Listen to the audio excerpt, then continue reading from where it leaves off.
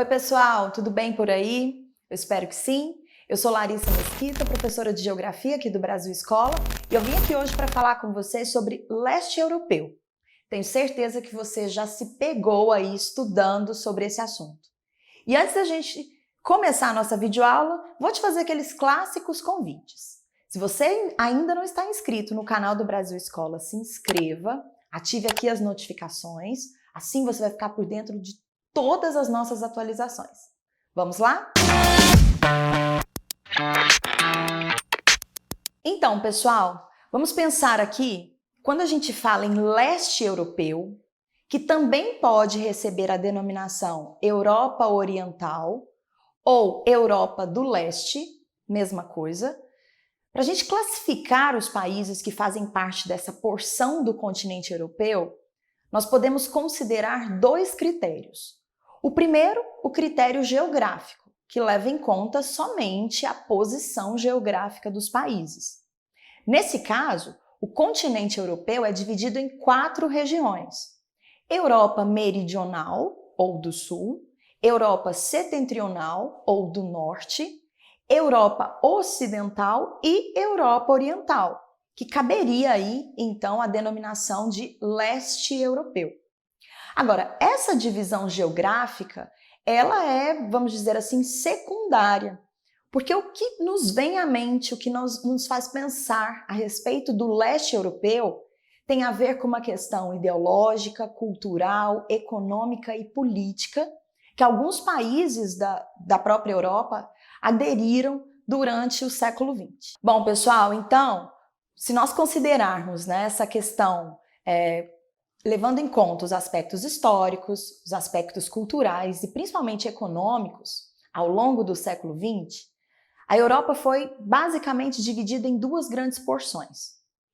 Uma, nós vamos chamar de Europa Ocidental, que era constituída pelos países que foram capitalistas a partir da Segunda Guerra Mundial, principalmente, até o final do século XX.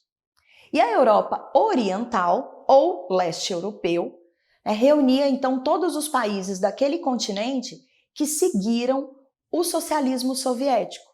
Então, quando a gente fala em Europa Oriental ou leste europeu, nesse caso, nós estamos nos referindo a esse conjunto de nações que, durante boa parte do século XX, seguiram as determinações políticas e econômicas da antiga União Soviética, ou seja, foram países socialistas. Bom, pessoal, e toda vez que a gente menciona o termo leste europeu, indicando então esses países que compunham o antigo bloco soviético, nos vem à mente uma expressão muito importante e que simbolizou aquela região da Europa durante todo esse período, que é o termo cortina de ferro.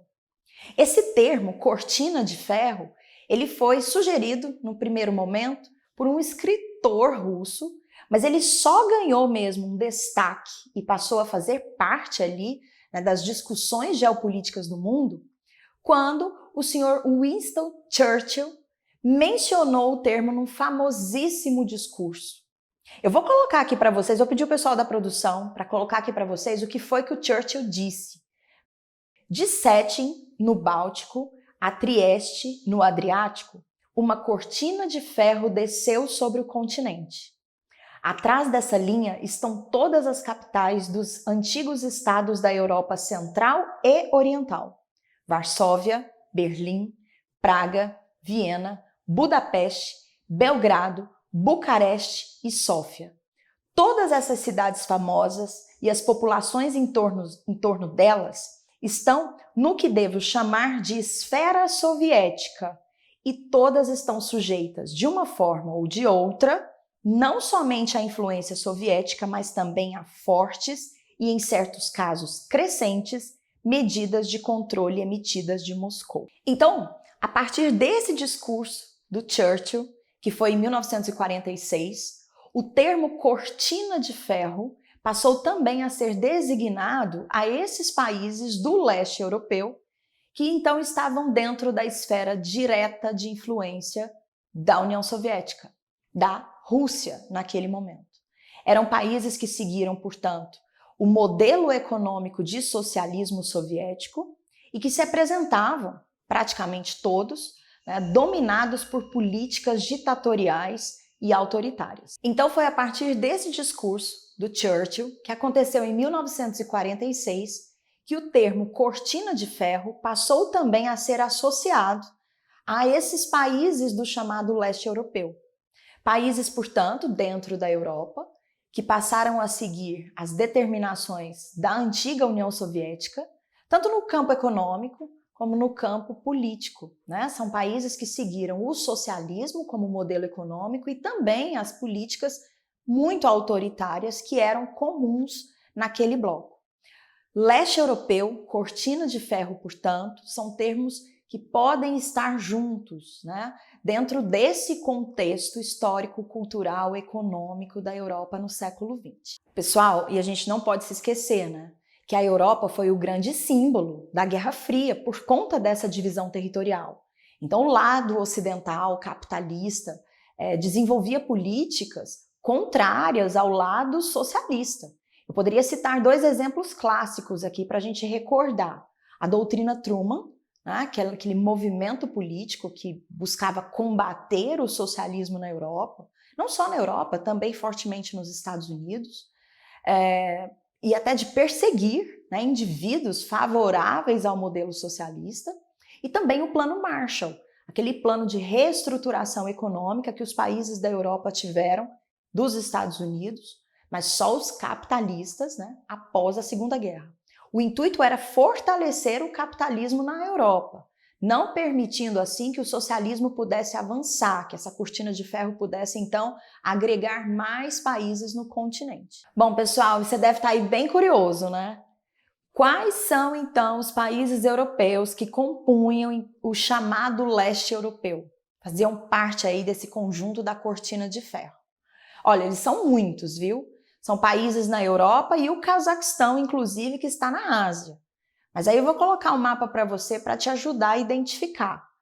São eles, então, a Alemanha Oriental, a Polônia, a Hungria, a antiga Tchecoslováquia, a Bulgária, Ucrânia, Armênia, os países bálticos, Estônia, Lituânia, Letônia, a Romênia, também faz parte aí desse conjunto do leste europeu. Bom, gente, um outro grande símbolo desse período, dessa Europa dividida em capitalismo e socialismo, é sem dúvida o Muro de Berlim. Aquele muro que dividiu a parte oriental, ou seja, socialista, da cidade de Berlim, da capital alemã, da sua parte ocidental, capitalista. Então, o símbolo dessa cortina de ferro foi o Muro de Berlim. Inclusive, o fim desse leste europeu, se é que a gente pode chamar dessa forma, né? O fim da instituição do leste europeu como esse conjunto socialista na Europa, ele se dá a partir da queda do Muro de Berlim.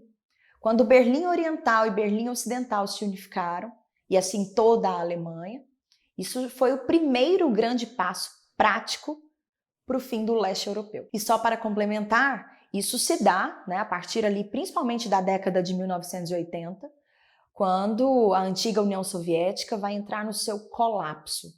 Falta de alimentos, dívidas externas enormes e uma queda substancial na qualidade de vida da população fizeram com que o bloco soviético entrasse em colapso.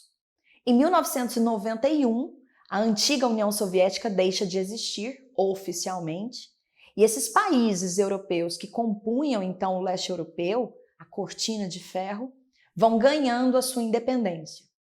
Queda do Muro de Berlim na Alemanha, como eu já citei, movimentos na Hungria e na Polônia foram sem dúvida os que marcaram esse processo de libertação, vamos dizer assim, política, né, desses países do leste europeu em relação à União Soviética. Bom, pessoal, todos nós sabemos que não existe mais socialismo soviético, não existe comunismo no mundo, né? Essa história, de forma prática, ela foi encerrada realmente em 1991, mas até hoje é muito comum, muito natural, né, essa designação leste europeu para esses países que foram socialistas na Europa.